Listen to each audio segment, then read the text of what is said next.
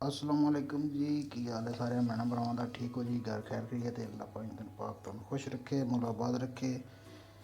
तो अज ही असी तुहानूं बनाना सिखा रहे हैं सत्तू। जौं दे सत्तू जिहड़े हुंदे ने गर्मियां दा स्पैशल मकसद ये तोहफा है। गर्मियां बहुत ज़्यादा पीता जाता है। तो सत्तू ने बाज़ार विच लभ जाते हैं, तकरीबन 200 का पैकेट लभ जाता है, तकरीबन 500 ग्राम होंगे ने। तो शक्कर भी पैकेट के हिसाब नाल लभ जाती है, 250 का 300 का, ठीक है जी, हाफ के जी का। तो ये बस शक्कर लई सत्तू लैने, नींबू है, तो थोड़ा सारा काला नमक, बर्फ़, ठीक है जी। ये हम तुहानूं बनाना सिखाने हैं जी। बिस्मिल्लाहिर्रहमानिर्रहीम।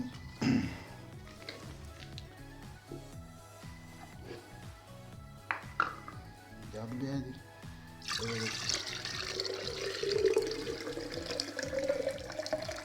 जिन्ना तुसां पीना उन्ना तुसीं बना सकते हो, ठीक है जी। थोड़ा कर लेंगे।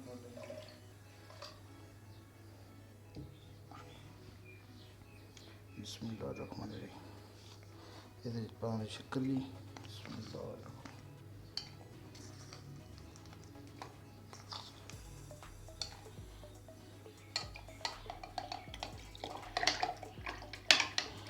शक्कर हल हो जाती है दस्ती, ठीक है जी।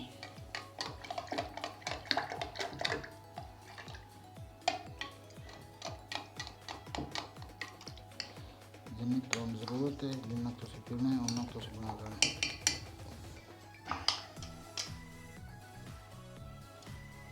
हैंड बीटर लैंदा है, ये मदद नाल अच्छी तरह मिक्स कर ला मैं, ठीक है जी।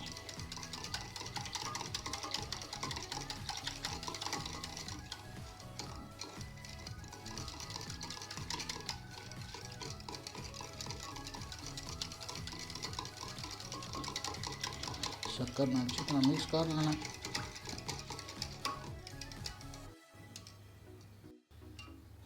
बिस्मिल्लाह। शक्कर हो गई है सारी मिक्स अच्छी तरह, ठीक है जी। हम असी ये असले जरूरत जिन्ना सा नमक चाहिए उन्ना कुछ पा लेंगे। काला नमक है, ठीक है जी, 1 चम्मच है जी, उस तो थोड़ा पा लिया जी। मिक्स कर लेना।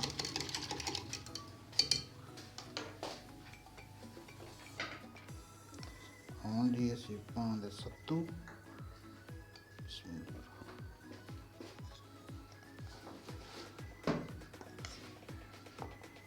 इन्हों का वध घट का कोई मसला नहीं, ज़्यादा भी हो जाए कोई टेंशन नहीं,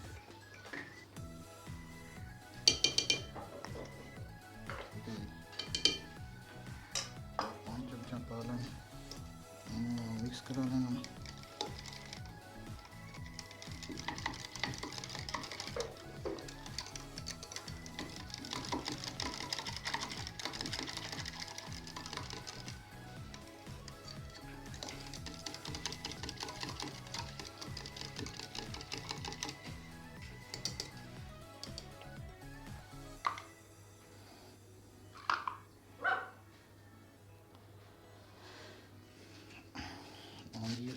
बर्फ़,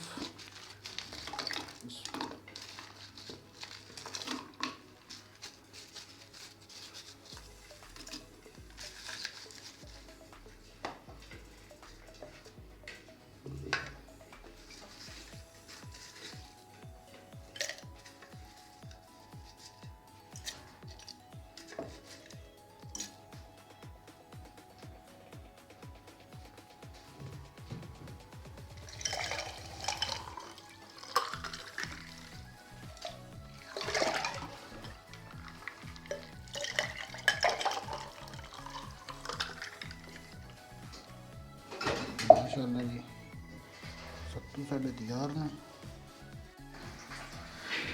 माशाअल्लाह जी, अलहमदुलिल्लाह, सत्तू साढ़े तैयार ने। ये तुम बना पी सकते हो, गर्मियों का बेहतरीन तोहफा है, ठीक है जी। वीडियो अच्छी लगे तो कमेंट पर लाइक, चैनल में लाइक सबसक्राइब लाजमी करना है, अच्छे अच्छे कमेंट करने हैं। तो सानू इजाज़त मिलने नेक्स्ट वीडियो इंशाअल्लाह। ਦੁਆਵਾਂ ਯਾਦ ਰੱਖਿਆ, ਮੌਲਾ ਤੁਹਾਨੂੰ ਖੁਸ਼ ਰੱਖੇ, ਆਬਾਦ ਰੱਖੇ।